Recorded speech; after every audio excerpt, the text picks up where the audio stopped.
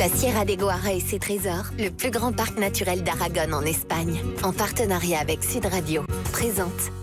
Sud Radio, le monde à découvrir, Christophe Gicquel. Ah oui, chers amis IS et IES de Sud Radio, si oui, d'accord, nos Pyrénées sont fantastiques, mais la pépite espagnole que nous allons découvrir ensemble en passant simplement de l'autre côté après le tunnel de Bielsa, elle est aussi largement une vraie pépite. Nous voici donc arrivés dans le nord de l'Espagne, dans la province de Huesca, dans l'historique région d'Aragon, et nous allons découvrir le parc national de la Sierra et des gorges de Guara, un lieu exceptionnel de beauté paysagère sur plus de 80 000 hectares de nature intacte, avec un cœur de territoire un peu confidentiel appelé le Somontano, où l'on trouve des vins d'une qualité exceptionnelle depuis que les Romains ont eu l'idée des planter des vignes et plus tard les moines des monastères. Mais ce sont surtout les paysages taillés dans la roche qui sont courus par les amateurs de randonnée et de canyonisme du monde entier. Il se dit même que c'est là que cette pratique sportive aurait vu le jour dans les années 50-60 dans une forme de communion musclée avec la nature si belle en ces montagnes. Oui, car ce qui frappe le voyageur, voyez-vous,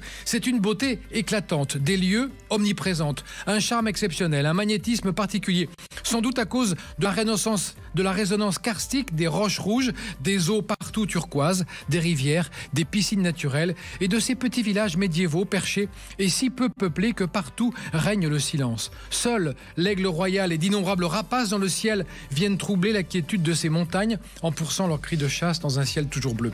Alors, nos ancêtres le savaient qu'on était bien là-bas, si bien qu'on peut encore visiter aujourd'hui une 60aine de grottes peintes témoignant des rites magiques et des premières émotions artistiques des hommes et des femmes qui vivaient là il y a 8000 ans. Oui, cet endroit sur Terre est époustouflant car on y vient pour trailer, randonner à pied en VTT dans une nature spectaculaire et se frotter à l'escalade, mais aussi pour se reconnecter avec soi-même car en plus, les portables ne passent pas toujours des masses dans la Sierra. Le tourisme y est donc rural et paisible. La nuit, les ciels sont remarquablement étoilés et ceux qui vivent là parlent d'un paradis éloigné de la fureur des villes et du monde. Merci donc de passer une heure avec nous et nos amis espagnols dans les fantastiques paysages de la Sierra de Guara. Sud Radio, le monde à découvrir, Christophe Gicquel. Et nous sommes en direct en ce moment avec tous ceux qui sont dans ce petit paradis. Marta Buxo, qui est propriétaire de l'hôtel Tierra Buxo, village d'Arcusa, 30 habitants. Bonjour Marta. Bonjour. Vous êtes drôlement bien là-bas. Bastien Gimat est avec nous également. Il est guide de canyoning à Morano. Bonjour Bastien. Salut. Yann Alcubila est là aussi. Il est aussi guide, mais à Las Almuñas. Bonjour Guy. Et Yann, pardon. Bonjour. Et puis Jordi et Mélodie sont tous les deux mariés. Ils ont 3 enfants. Ils sont évidemment amoureux de la région comme les 3 autres. Et ils sont gérants du Medina de l'hôtel Guara in Luca. C'est ça, à Las Almuñas. 15 habitants à peu près, hein.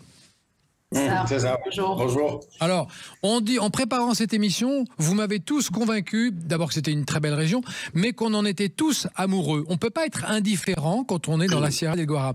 On commence avec vous, Marta. Vous êtes propriétaire de l'hôtel Tierra Buxo à Arcusa, membre du conseil de direction de l'association des commerçants de la Sierra de Guara. Racontez-nous votre parcours rapidement, en quelques secondes, pour nous dire comment vous êtes arrivé dans ce petit coin de l'Espagne. Alors, Arcusa, c'est le village de ma mère, mais ma mère, elle est partie à l'âge de 16 ans dans les années 60-70, quand cette région était très pauvre et pas encore touristique. Moi, je suis née à Barcelone, donc je suis catalane d'origine, et après, j'ai fait des études en tourisme. Je suis partie en Erasmus à Paris, et j'ai trouvé un travail là-bas, dans un hôtel au centre de Paris, où j'ai travaillé. On peut le dire, un palace, hein, l'hôtel continental, intercontinental. Oui, tout à à Opéra. fait. Face à l'Opéra Garnier, tout à fait. Et j'ai travaillé 13 ans là-bas et je venais ici en vacances tous les étés voir mes parents. Je voyais que cette région était de plus en plus touristique. Je voyais le boom des chambres d'hôtes en France et je me suis dit, et pourquoi pas, quitter ma vie d'hôtellerie de luxe à Paris et avec tout ce que j'avais appris là-bas, créer mon propre hôtel. J'ai juste 5 chambres, donc c'est plus esprit chambre d'hôtes, dans les villages de ma mère. Donc c'est retour aux origines. Un retour aux sources. En fait, cette région ne vous a jamais quitté? Non, en fait, c'est une région où je venais déjà étant petite en vacances.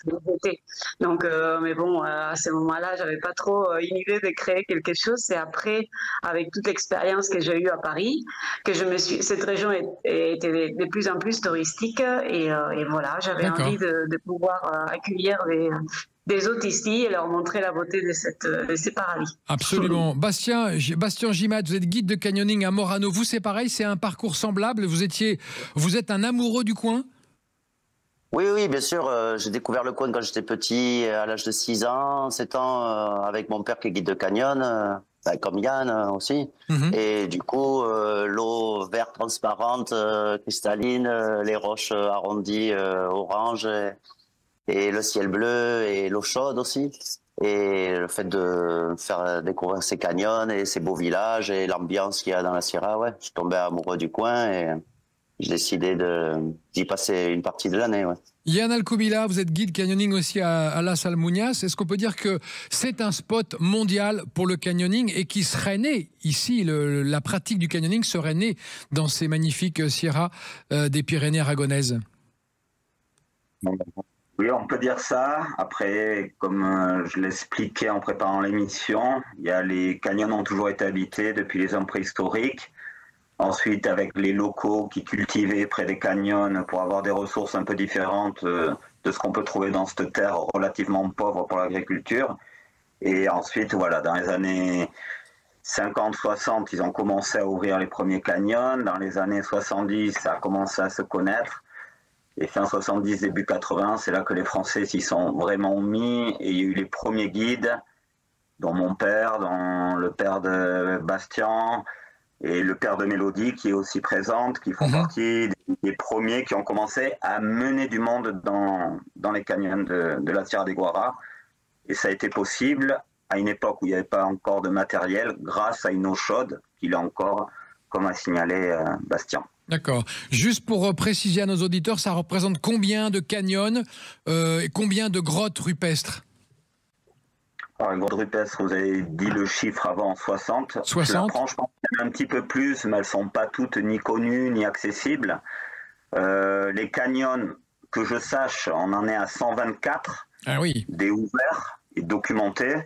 Après, il y a encore des affluents d'affluents qui seraient des petits canyons potentiellement, mais pas aussi intéressants que les principaux qu'on a et qui sont effectivement certains dans les pépites mondiales. D'accord. Jordi et Mélodie, vous êtes gérant de l'hôtel Guara Inluca à Las Almuñas. Vous, c'est pareil, votre parcours, c'est une histoire d'amour avec la région, Mélodie? Ça, depuis ma naissance, donc nous sommes amoureux de la région. Et quand le projet s'est amené à nous en mars 2025 pour reprendre la gérance de l'hôtel, nous n'avons pas hésité. Et voilà, nous sommes installés dans ce petit coin de paradis. Alors vous appelez ça votre petit coin de paradis. Pourquoi? Qu'est-ce qu'il y a autour de vous? Décrivez-nous ce que vous voyez. La liberté. Ouais. La tranquillité, la liberté, parce que étant enfant, nous passions nos étés là-bas et c'était la liberté pour les enfants. D'accord. Et des eaux cristallines, voilà, des journées passées au bord de l'eau. Alors sur la physionomie des paysages, c'est des roches rouges, mais pas seulement, il n'y a pas que des roches rouges. Par contre, l'eau est souvent présente, très présente même, alors qu'on se dit, tiens, on pense que c'est une région aride, alors que pas du tout. Vous êtes d'accord avec ça, Yann? Alors, c'est une région aride, on ne peut pas le cacher. Après, il y a effectivement Guara, ils disent qu'étymologiquement, ça vient du mot eau. Après, je ne sais pas dans quel ordre. Et c'est vrai qu'il y a plusieurs grandes rivières, enfin, petits rios ou grandes rivières qui traversent la Sierra et qui font partie de l'Èbre, quoi, du système Èbre. Et qui ont réussi à traverser donc ce petit massif en créant d'énormes gorges. Et entre les gorges, il y a des zones aussi de baignade qui ont la même couleur que dans les gorges, mais qui vont être accessibles à un public non préparé, enfin voilà, de tourisme. Et une des particularités, c'est la transparence de l'eau qui donne ce petit côté vert grâce à des algues ensuite.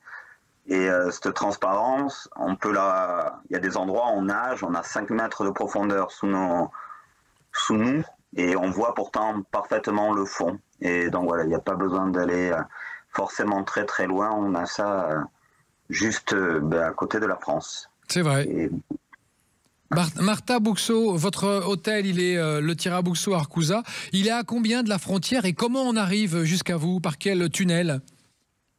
On arrive par les tunnels de Bielsa. Nous, on est dans le nord de la Sierra de Guara et on est à 1 heure de la frontière environ. Et on est entre deux plus beaux villages d'Espagne qui sont parmi cette liste, qui sont Ainsa, qu'on a à 20 minutes au nord, et Alquezar, qui est un des villages les plus connus du parc, au sud. On est à 45 minutes au nord de Alquezar. Vous êtes situé au nord du parc naturel, hein? Oui, donc par ici c'est plus vert, c'est un peu moins aride, parce que quand même la Sierra a différents paysages et ça change un peu du nord au sud. Donc voilà, chez nous on a énormément beaucoup de villages en pierre magnifiques. On a par exemple un village qui s'appelle Lesina, où naît un des plus connus canyons, qui est le canyon du Véro. Là-bas, il y a un chêne millénaire qui a été élu arbre européen de 2021. Et voilà, les clients qui viennent chez nous, par exemple, ils font pas trop du canyoning, parce que nous, on a les Français qui ont commencé à venir dans les années 60, 70, 80, et maintenant ils ont la 70, qui viennent chez nous, ils viennent pour se reposer, pour faire des randos, parce que le parc naturel de la Sierra de Guara, c'est aussi un paradis pour la randonnée, et découvrir ces petits villages pleins de charme. Et on va continuer d'en parler, Marta. On va découvrir la Sierra de Guara, parce que c'est un spot pour le canyoning, c'est un spot aussi pour ceux qui veulent faire du trail, de la randonnée, mais c'est aussi un spot pour se reconnecter avec la nature, car c'est un véritable petit paradis en Aragon. On marque une pause, on se retrouve juste après, à tout de suite. La Sierra de Guara et ses trésors, le plus grand parc naturel d'Aragon en Espagne, en partenariat avec Sud Radio, présente. Sud Radio, le monde à découvrir, Christophe Gicquel. Oui, alors tous les amis qui habitent le sud de la France connaissent un peu mieux que nous autres qui sommes autour de Paris et de la région parisienne. Et pourtant, c'est aujourd'hui que ça se passe ici pour parler du nord de l'Espagne, de cette province de Huesca, dans l'historique région d'Aragon, du parc national de la Sierra et des gorges de Guara, un lieu exceptionnel de beauté qu'on découvre avec nos 4 invités qui sont Marta Buxo, propriétaire de l'hôtel Tirabuxo au village d'Arcusa. 30 habitants, j'aime bien le dire, parce qu'il faut une des spécificités de cette région, c'est que ce sont des petits villages perchés médiévaux qui sont souvent peu peuplés. Il y a Bastien Gimat est avec nous également, guide de canyoning à Morano.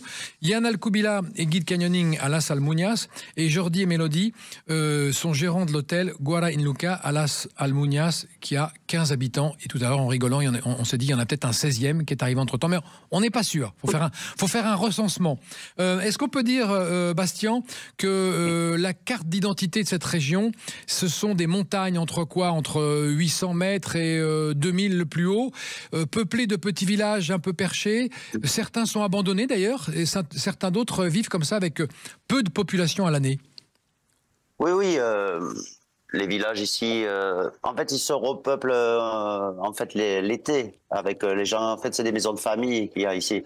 Après, des personnes qui habitent à l'année, il n'y en a pas beaucoup. Là, actuellement, je suis à Yasso, au camping de Yasso. Il y a une famille d'agriculteurs, ils sont 6, plus le gérant. Et en fait, il y a 7 personnes qui habitent à l'année, vraiment, ici dans les villages. D'accord. Après, bon, l'été, il y a une trentaine de personnes. Moi, dans mon petit village à Morano, peut-être il y a une personne qui habite à l'année, 12 mois de l'année. Et en été, peut-être on a une cinquantaine avec tous les enfants et les personnes qui reviennent dans les maisons de famille, en fait. Et est-ce que vous avez... Oui. Pardon. Est-ce que vous avez une clientèle française, beaucoup, qui revient toujours? Ouais, moi, je travaille beaucoup avec une clientèle française. J'ai quelques Espagnols, quelques Hollandais, quelques Allemands. Pas beaucoup, mais c'est essentiellement une clientèle française. Pourquoi? Parce qu'un peu l'historique du canyon, on a plus la culture en France de faire ces activités de montagne. En Espagne, ça a démarré plus dans les années 2000, en fait. Mais il y a beaucoup d'Espagnols maintenant qui font l'activité canyon, mais moins des séjours. Moi, j'essaie de faire des séjours de plusieurs journées. D'accord. Jordi et Mélodie, gérant de l'hôtel Guara in Luca à Las Almuñas. D'abord, racontez-nous pourquoi il s'appelle In Luca, votre bel hôtel. Bon, c'est nos 3 enfants, on a 3 filles. Et voilà. Lucia et Cali qui font In Luca. On a essayé de mettre ce nom parce que c'est assez familial, assez comme l'hôtel, quoi. D'accord. 19 chambres, il y a une piscine. Vous êtes situé où? Au cœur du village ou un petit peu excentré? Au cœur du village. Au cœur du village même. Enfin, au cœur du village de combien d'habitants? 15, hein. Voilà, c'est ça. Donc,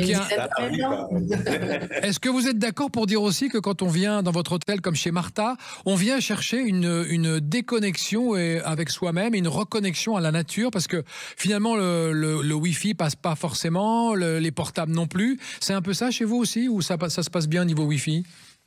Non, c'est exactement ça, ça passe pas bien. On a beaucoup de personnes qui viennent, des personnes de Barcelone qui viennent passer un week-end pour se reposer. D'accord. Et est-ce que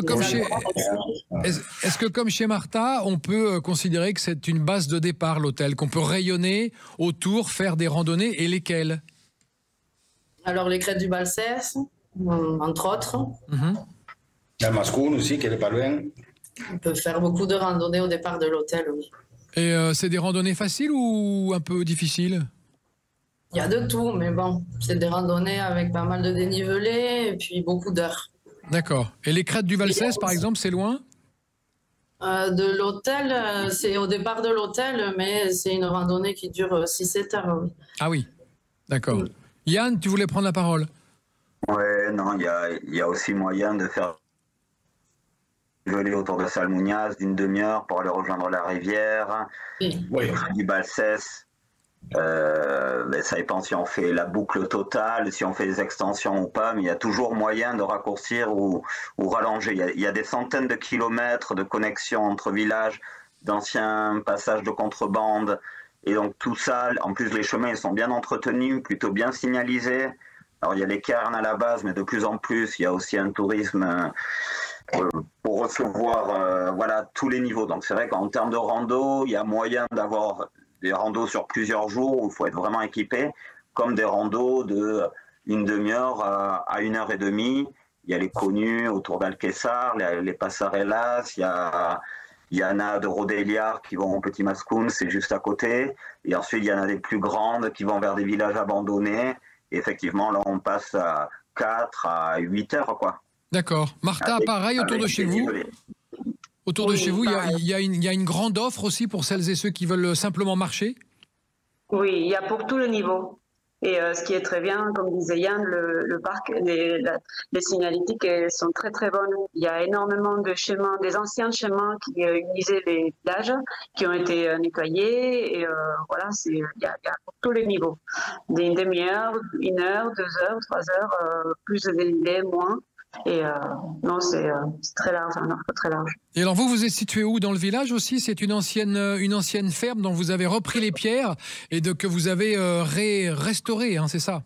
Oui, ça c'est là où il y a l'hôtel, c'était un bâtiment que mon grand-père avait fait dans les années 60, un bâtiment agricole, on a tout rasé, on a tout reconstruit. D'accord. Et les pierres anciennes, on les a mis sur la façade et on est situé au milieu du village, mais comme la Salmonia, c'est un tout petit village, donc avec une vue, on a une terrasse vitrée où on sert les petits déjeuners et les dîners avec une vue sur toute la Sierra et là où il y a le jardin avec la piscine également.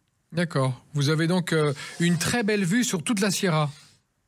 Oui, nous on a une vue sur le Tossal de Asba et c'est derrière il y a le Balset qui commence, le Mascoun. On est au nord de la Sierra, donc il y a énormément de villages abandonnés par ici également. Voilà, des villages où les gens ils n'ont pas eu le choix parce que les conditions de vie étaient très dures dans les années 60-70, ils sont partis. Et maintenant, on y arrive, on voit des maisons en pierre qui sont un petit peu, pas mal tombées, mais avec une vue soit sur les Pyrénées, soit sur la Sierra de Guara, magnifique. C'est les gens qui viennent et qui font des randos par là, ils reviennent enchantés. Oui, c'est vrai. Non, mais c'est une région qui a l'air enchanteresse, hein. Yann Alcoubila, en préparant cette émission, vous me racontez que l'eau n'a jamais vraiment quitté le territoire et même elle revient. Comment est-ce possible? Alors, on a parlé de désertification de villages entre les années 40 et 60. Pourquoi? Parce qu'il y a une économie traditionnelle d'agriculture et aussi il y a eu la révolution industrielle espagnole et comme ils n'avaient pas de ressources, ils ont fait du charbon végétal. Là, ils ont coupé beaucoup d'arbres et il reste que quelques vieux exemplaires. On a parlé de l'arbre millénaire de l'Essina, qui est un chêne vert. Et depuis les années 1990, ça a été déclaré parc naturel. Depuis, on ne coupe plus d'arbres. Et petit à petit, la forêt revient lentement, parce qu'il y a aussi un changement climatique, c'est plus chaud, c'est une zone aride, mais petit à petit, ça se reconstitue. Et ces couches végétales qui s'accumulent près de l'ombre évitent une forme d'évapotranspiration. Et donc, moi, je vois par rapport au canyon quand j'étais petit, eh bien, ces années où il y a des sécheresses plus longues, plus chaudes que dans mon enfance, mais les canyons, ils tiennent mieux. Pourquoi? Grâce à ce retour de la végétation qui évite donc cette évapotranspiration des sols. Bastien, quand on vient vous voir, vous êtes guide de canyoning, est-ce qu'il faut être particulièrement aguerri pour commencer à barouder dans les canyons de la Sierra, ou on peut être un simple débutant? Non, on peut être simple débutant. Ce qu'on demande aux gens, c'est de faire un petit peu de randonnée, d'être un peu souple quand même. Tous les canyons, on a quand même des marges d'approche qui n'est pas entre une demi-heure, 1 heure. L'activité canyon, enfin je te parle des classiques là, en fait, oui. Des canyons classiques, des 6 classiques en gros sur lesquels on travaille le plus. Et après c'est peut-être 2-3 heures, 4 heures de descente aquatique facile. Et après il y a des passages d'escalade, on passe sous des blocs, dans des chaos en fait, des roches qui sont détachées des falaises et l'eau a créé des chemins dessous. Et comme ça fait des jeux de lumière. Mais il n'y a pas besoin d'être très très sportif, mais un minimum quand même. Est-il vrai que quand on va avec toi, Bastien, en randonnée, tu as la réputation, tu as la réputation de dire qu'avec toi on voit personne? On voit pas personne, mais j'essaie de faire en sorte qu'on voit le moins de monde possible. Donc on va dans des régions, on va dans des zones reculées. Ouais, en fait, dans ces canyons, c'est des canyons assez longs et du coup, il y a beaucoup d'entrées. Il y a des entrées très classiques où beaucoup d'entreprises rentrent et là, oui, c'est vrai qu'on est un peu à la queue leu, mais si on connaît bien, on arrive à s'échapper de la foule ou en faisant des départs plus tard, comme fait Yann, ou moi, ou des départs très tôt, ou avec des entrées plus en amont, plus en aval, ou des canyons un peu secrets, on va dire, mais bon, tout est connu, mais on arrive à éviter la foule, ouais. D'accord. On va marquer encore une petite pause, chers amis. On va se retrouver juste après pour continuer à parler de la beauté des paysages, de la nuit aussi étoilée, et des animaux qu'on peut y voir, de cette faune remarquable, et puis aussi de plein d'autres choses, parce que c'est une région aujourd'hui où nous sommes dans le nord, dans l'Espagne, le parc naturel de la Sierra de Guara, qui mérite vraiment le détour et d'être connu. À tout de suite. La Sierra de Guara et ses trésors, le plus grand parc naturel d'Aragon en Espagne, en partenariat avec Sud Radio, présente. Sud Radio, le monde à découvrir, Christophe Gicquel. Alors, plus de 80 000 hectares de nature intacte dans le nord de l'Espagne, c'est la Sierra de Guara. C'est comme ça qu'on dit. Je le prononce bien ou pas? Ouais, c'est pas mal, hein, la Sierra de Guara. Et on trouve non seulement un parc naturel, il se moque, mais aussi on trouve un nombre incalculable de grottes, de canyons qui sont toujours intéressants à explorer. Et nous sommes avec nos invités, Marta Buxo, propriétaire de l'hôtel Tierra Buxo à Arcusa, Bastien Gimat, guide de canyon à Morano, Yann Alcubila, guide également de canyon à Las Almuñas, et Jordi et Mélodie, qui sont gérants de l'hôtel Guara in Luca à Las Almuñas. Un petit mot avec vous, Jordi et Mélodie. Est-il vrai que non loin de votre hôtel, on peut aller observer les étoiles, parce que non seulement la nature est belle, mais en plus le ciel est particulièrement pur et étoilé dans la Sierra del Guara? Il n'y a pas de contamination luminique, donc ça permet quand même de voir en panoramique tous les ciels avec toutes les étoiles. C'est vraiment très très joli, elle est vraiment à côté de l'hôtel. Donc ça permet à les personnes qui ne sont pas à l'hôtel non plus d'accéder. Et c'est très joli. Et toutes les nuits, on a des petites visites de sangliers, des petits animaux de la zone qui viennent visiter.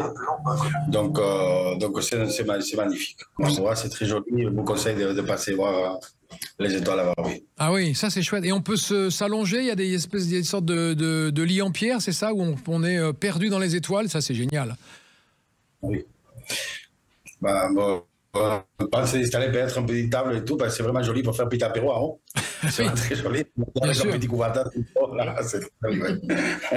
un petit mot rapide sur la gastronomie, Jordi. J'ai dit tout à l'heure qu'il y avait des vins d'une qualité exceptionnelle dans la région, c'est vrai. Et il y a aussi des plats qui sont très bons. Qu'est-ce qu'on mange chez vous?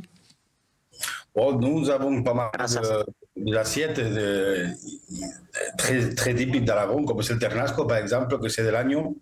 C'est coupé, c'est les petits bouts de l'os, c'est très beau, très goûteux, des côtelettes aussi. D'accord. Après, on a las migas, par exemple, c'est comme de pain grillé avec... c'est du pain émietté, revenu avec du chorizo, du lard, avec un œuf frit et du raisin frais. Un vrai plat de pauvre, hein, quand même, hein, avec plein de choses à l'intérieur. Martha, qu'est-ce qu'on... D'un bon vin de la vache qui sont des vins assez il y a des cépages quand même français, comme c'est le Cabernet Sauvignon ou les Merlot, oui. Mais on trouve aussi des petits cépages autochtones de la zone, comme c'est le cas de Moristel, par exemple, ou Morastel aussi. Absolument. Oui, il y a une très belle route des vins à faire, hein, chez vous. Ah, intéressant, oui. Ouais. Elle va d'où à où, la route des vins, géographiquement?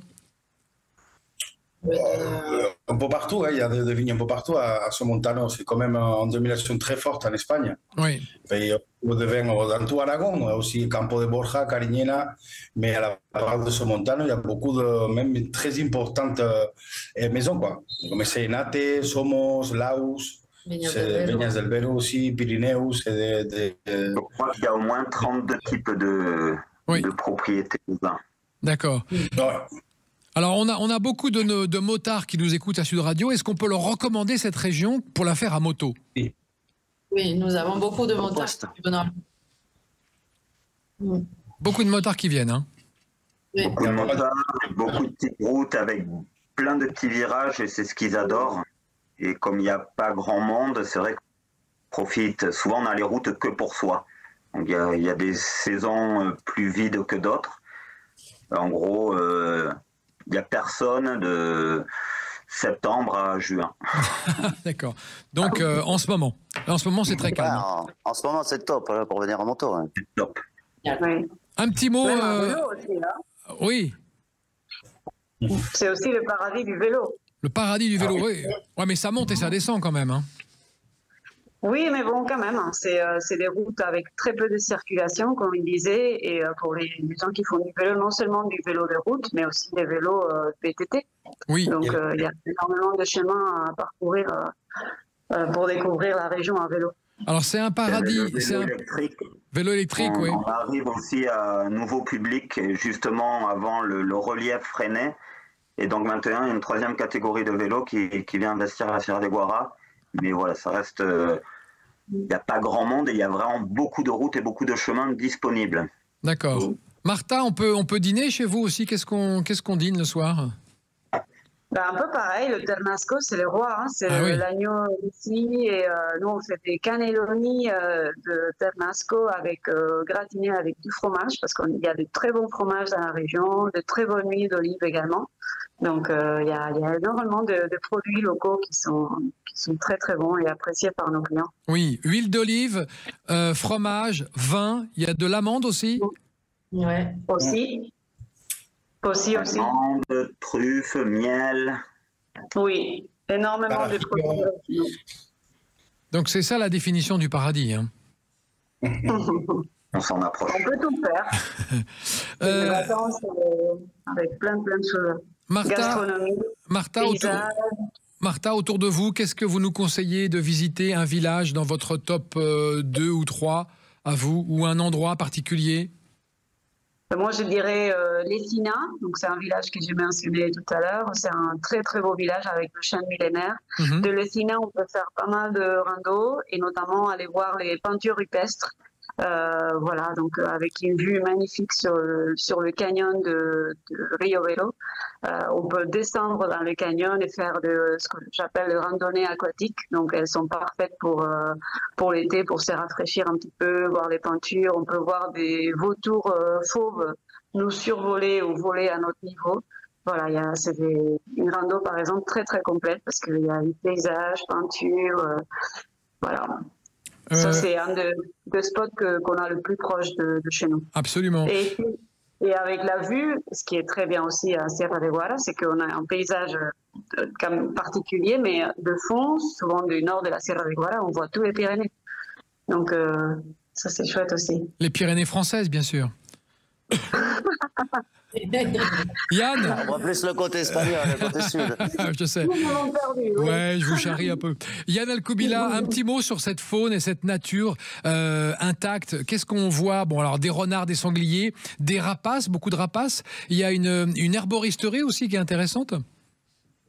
Alors, comme on a dit au début, il y a beaucoup de paysages différents selon qu'on soit au nord, au sud de la Sierra, à l'est, à l'ouest, et dans les canyons, on va encore voir d'autres animaux. Donc, c'est très très riche, mais en gros, les chiffres, c'est en termes d'oiseaux, on est autour de 130 espèces. Rien que les papillons, c'est pareil, 140 espèces.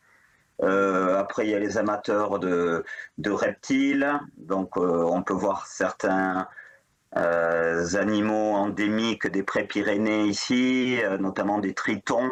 Il y a quelques couleuvres, beaucoup de lézards, et après, voilà, beaucoup de chauves-souris, beaucoup de types d'amphibiens aussi, les grenouilles, les crapauds, enfin voilà, c'est très très riche à tous les niveaux, et de jour comme de nuit, j'ai envie de dire. D'accord. Bastien, Guimat, est-ce qu'on peut venir avec ses enfants faire du canyoning? À partir de quel âge on peut commencer? On va dire, pour faire les classiques, à partir de 8-9 ans, et après on peut faire des options à partir de 6 ans. On arrive maintenant en rentrant à la fin des canyons, en remontant, en redescendant, on faisait des options plus courtes en fait. D'accord. Mais toujours, il faut marcher. Alors ici, justement, la particularité de la Sierra de Guara, c'est qu'on a quand même de la marche. D'accord, c'est très bien la marche, c'est bon pour la santé. Décrivez-nous la descente Formiga, on le descend en 2 heures, c'est ça? Ouais, l'activité canyon se fait en 2 heures, mais l'accès se fait à peu près une bonne demi-heure de randonnée, plus après on met les baudriers, il y a une main courante, style un peu via ferrata, avec un rappel d'entrée, on a le choix entre une dizaine de mètres ou 18 mètres.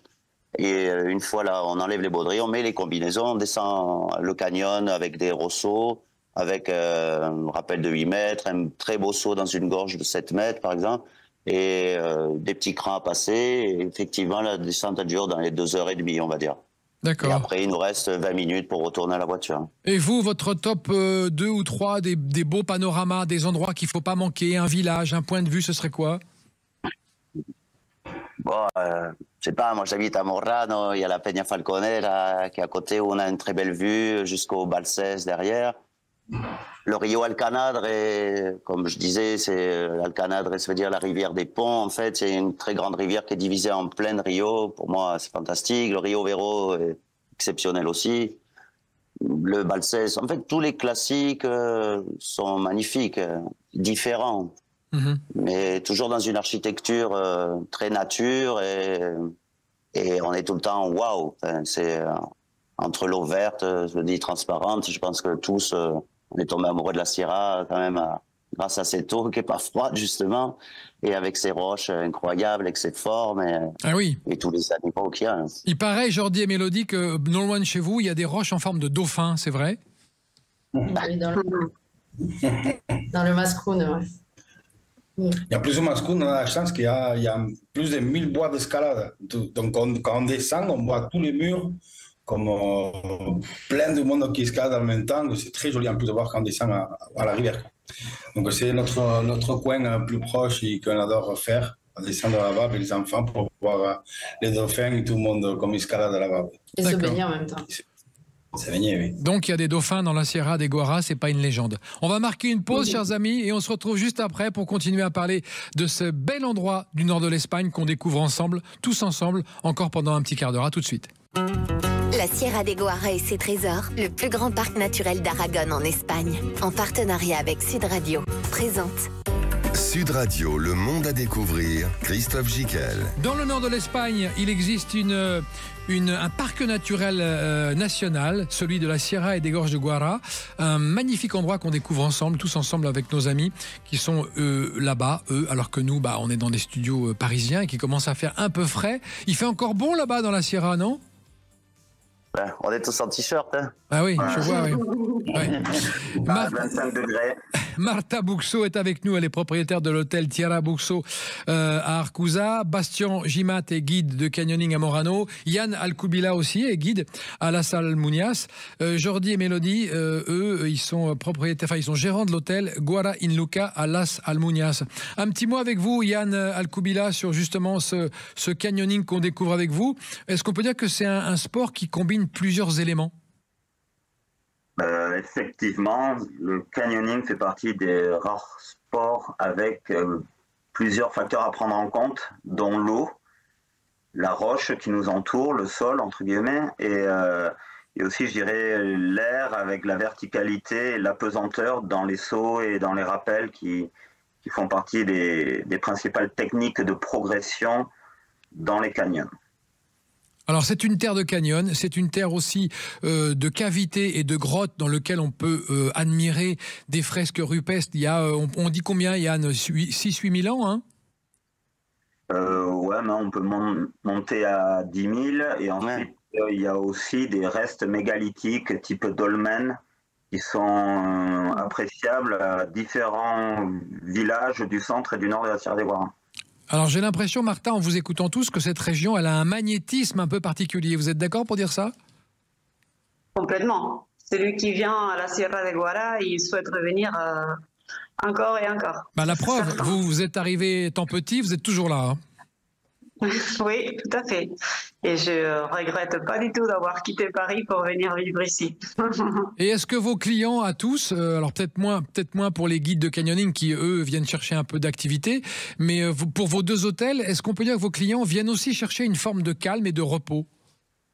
Ah oui, complètement. Parce que le fait d'être en vacances dans des petits villages qui ont 15 ou 30 habitants, c'est le calme. C'est même en plein mois d'août, c'est calme. C'est vraiment, les gens, ils peuvent prendre un livre autour de la piscine, relax complet avec la vue sur la montagne. C'est vraiment, oui, très dépaysant. Et pour celles et ceux, Jordi et Mélodie, qui aiment la nature, on parlait en préparant cette émission de certaines plantes qu'on peut retrouver. Il y a une nature intacte, hein, des plantes médicinales. Ça, c'est votre truc, Mélodie, je crois. Oui, au niveau de la flore, c'est assez spectaculaire aussi, oui. Donc, romarin, thym, serpolet, immortel, voilà. J'en passe. D'accord. Au niveau gastronomique, qu'est-ce qu'on trouve comme fruits et légumes qui sont typiques de la région? Est-ce qu'il y a ces fameuses tomates roses là de chez Barbastro, non? Barbastro, ouais. Barbastro. On les trouve encore? Oui. Bah, oui. Tout le monde en a dans son potager. Ah, il faut aller les prendre dans le potager de Mélodie, d'accord. Chacun, nous tous, là, par exemple, on a tous un potager et on a tous des tomates rosas de Barbastro. Oui, parce qu'il faut être un peu autonome quand même. Bon, le climat s'y prête et puis c'est sympa d'avoir ses oignons, ses poivrons, ses concombres et ses tomates. D'accord. Marta, est-ce que vous pouvez me décrire aussi un petit peu le village d'Alquezar, parce que c'est quand même le village incontournable de la région qu'il faut absolument visiter, un village perché, médiéval, qui date du temps des morts. Oui, magnifique. Riata, qui est un peu entre église et cathédrale, avec un très très beau cloître. C'est un village qui est perché avec des roches. La couleur des pierres des maisons est en couleur un peu ocre. Et c'est vraiment un panorama. Dès qu'on arrive à Alquezar, on tombe amoureux parce que c'est un village très très beau. Et il fait partie des plus beaux villages d'Espagne. C'est un des plus beaux villages. Ouais. Oui, tout à fait. Rodelia, on en a parlé? Rodéllar, c'est aussi un très beau village, oui. C'est tous ces villages avec des maisons en pierre, avec la nature autour, ont beaucoup de charme. Donc oui, Rodéllar, Lesina, Alquezar, Vierge, il y a plein de petits villages qui vaut le coup de découvrir. D'accord. Yann, hormis le trail, la randonnée, le VTT, l'admiration de la nature, le sport, la détente aussi, qu'est-ce qu'on vient chercher encore aujourd'hui dans la Sierra? Et vous, ce à quoi vous êtes toujours sensible aujourd'hui, c'est quoi? Alors, en fait, la Sierra, c'est comme une mini Nouvelle-Zélande. Il y a 1000 choses à faire, il y en a pour tous les goûts. Alors, il y a de l'activité sportive, donc on va développer les principales. On aura peut-être... on a parlé du trail, du canyoning, de l'escalade, de la rando, du vélo. On n'a pas cité la Via Ferrata, mais on a aussi des superbes Via Ferrata avec des panoramas de ouf. Bon, il y a la nature. Pareil, chaque saison a son contexte naturel particulier. On a les fleurs au printemps, on a aussi les couleurs de l'automne qui sont uniques. On a parlé un petit peu de truffes, mais il y a aussi plein de champignons divers et variés et délicieux. Le calme est présent très souvent et quasiment partout, parce que même quand il y a un petit peu de monde en août, ils sont concentrés sur certains endroits, mais dès qu'on s'éloigne de 200-400 mètres, on est à nouveau seul. Donc, c'est bien et pas bien. Il ne faut pas partir seul pour aller se perdre ou se faire mal. Donc, toujours, je recommande aussi, c'est un terrain hostile. Il ne faut pas oublier que c'est magnifique, mais ça pique, c'est haut et on peut se faire mal. Il y a du caillou. Donc, c'est bien quand même de se faire renseigner auprès des établissements du coin ou des guides. Pareil pour la rando ou quoi, parce qu'il y a aussi des problèmes de sécurité. Et le but des vacances, c'est se faire plaisir à tout point de vue. Donc, il y a ces points-là à regarder aussi. Et quoi dire d'autre? Là, on n'a cité que quelques villages et tout, mais il y en a encore bien plus. Et il y a plein de mini-lieux à découvrir. Et moi-même, après 40 ans, j'en découvre encore. Donc, voilà. La Sierra est une sorte de puits sans fin et qui se renouvelle tout le temps. Donc, voilà. D'accord. Moi, je rajouterais, moi, je vois beaucoup les gens, même des copains qui viennent des Pyrénées françaises. Le truc, pour moi, c'est beaucoup déconnecté ici. Mais au bout de 2 jours, 3 jours, les gens me disent, waouh, ça y est, là, je sens, là, je suis bien. Il y a quand même une ambiance ici en Sierra, entre les petits villages, les balades, les oliviers, les amandiers, les animaux qu'on voit, les étoiles qu'on voit la nuit. C'est une ambiance, c'est un tout. Et Guy, venez déconnecter en Sierra de Guara. Oui. Et votre top 2 ou 3, Yann, ce serait quoi des choses à voir, à faire absolument dans la Sierra, à ne pas manquer? C'est pas assez 2 ou 3, quoi. Votre top 100, alors 100 ou 50? Non, mais franchement, on peut rester 100 jours et faire 100 trucs différents pendant 100 journées et bien dormir le soir. C'est vraiment, il y a beaucoup de choses à faire. Et moi-même, j'essaye encore je suis surpris de découvrir encore et toujours, que ce soit dans le patrimoine gastronomique, historique. Enfin voilà, c'est resté assez authentique. Ça s'est pas massifié comme on pourrait l'entendre dans plein d'autres zones de France ou d'Espagne. Les prix sont aussi tout à fait corrects par rapport à la Costa et tout. Ça reste très accessible, même au niveau du canyoning, comparé à d'autres spots qu'on aurait pu voir en Corse ou quoi. Mais nous, on est moins cher, on fait des journées plus longues. Les canyons, il faut marcher et c'est très divers. Et enfin voilà, il y a une offre très variée, de l'authenticité dans les gens qui nous accueillent. C'est nature, peinture et on est easy. Et en plus... comme on est heureux de vivre ici, on est heureux que les gens viennent nous visiter. Parce que comme on l'a dit, il n'y a pas grand monde. Et donc nous aussi, on s'ouvre au monde grâce aux visiteurs qui viennent nous voir. Alors justement, à l'hôtel Guara in Luca, est-ce que là, vous allez recevoir du monde en automne? Est-ce que les gens viennent dans cette période de l'année simplement pour se reposer, se ressourcer? Et est-ce que la piscine sera chaude? Non. Pas chaude. Non, la piscine pas chaude. Mais on a beaucoup de monde qui vient pour faire beaucoup de randonnées. Ah ouais. Et se reposer aussi. Là, c'est la bonne période là pour se reposer là. Reposer, randonner, c'est la très bonne période parce qu'il fait pas chaud pour partir toute la journée, quoi. Parce qu'en été, c'est un peu compliqué quand même de faire des randonnées. Ouais, parce que même si on est à 900, entre 900 et 1800 d'altitude, il fait quand même assez chaud l'été. Ah oui, il fait chaud. On est pas chaud, oui.